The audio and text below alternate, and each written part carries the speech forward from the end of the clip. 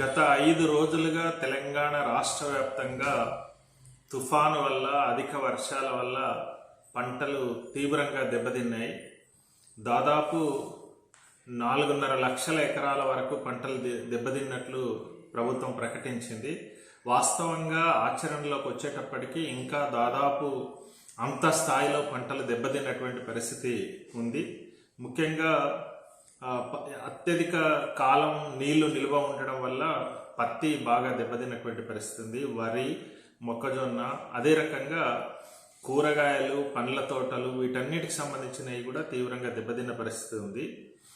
దీనికి సంబంధించినటువంటిది సమగ్రంగా సర్వే నిర్వహించి నష్టపరిహారాన్ని అంచనా వేసి ఆ రకంగా పరిహారాన్ని రైతాంగానికి అందించాలని చెప్పి మేము విజ్ఞప్తి చేస్తున్నాం. ముఖ్యమంత్రి గారు పర్యటనలు చేస్తున్నారు. ఒక భరోసాని రైతాంగానికి ఇవ్వాలి. దాంతోపాటు పరిహారానికి సంబంధించినటువంటి విషయంలో ఆహార ధాన్యాల పంటలు నష్టపోతే ఎకరానికి 25,000 రూపాయల పరిహారము, అదే రకంగా వాణిజ్య పంటల దెబ్బతింటే దానికి ఎకరానికి 50,000 రూపాయల పరిహారం ఇవ్వాలని చెప్పి తెలంగాణ రైతు సంఘం డిమాండ్ చేస్తోంది. దాంతోపాటు చనిపోయినటువంటి పశువులు ఉన్నాయి. పశువులకు సంబంధించి ఒక్కో పశువుకు 50,000 రూపాయల చొప్పున, అదే రకంగా గొర్రెలు, మేకలు నష్టం జరిగితే దానికి 10,000 రూపాయల చొప్పున, అదే రకంగా చనిపోయినటువంటి కుటుంబాలకు 50 లక్షల రూపాయలు ఎక్స్గ్రేషియా ఇవ్వాలని చెప్పి మేము కోరుతున్నాం. ఈ పంట నష్టానికి సంబంధించినటువంటి విషయంలో తక్షణం రైతాంగానికి పరిహారం అందే విధంగా చర్యలు తీసుకోవాలి. అదే రకంగా కేంద్ర ప్రభుత్వానికి కూడా ఇప్పటికే రాష్ట్ర ప్రభుత్వం విజ్ఞప్తి చేసింది.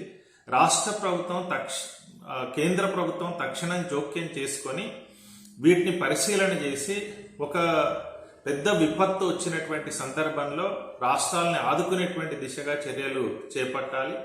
ఏదో సానుభూతి తెలియజేయడం కాకుండా ఖచ్చితంగా కేంద్రం నుంచి నిధులు ఇవ్వాలనేటువంటిది ఈ సందర్భంగా కోరుతున్నాం.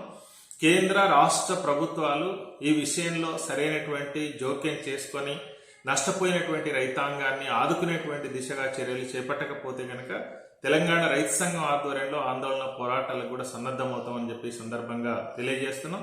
ఎక్కడైతే నష్టపోయినటువంటి ప్రాంతాలు ఉన్నాయో ఆ ప్రాంతాలలో సహాయక చర్యలలో తెలంగాణ రైతు సంఘం కార్యకర్తలు ప్రత్యక్షంగా భాగస్వాములై నష్టపోయినటువంటి ప్రజల్ని ఆదుకునేటువంటి చర్యలలో భాగస్వాములు కావాలని చెప్పి విజ్ఞప్తి చేస్తాం.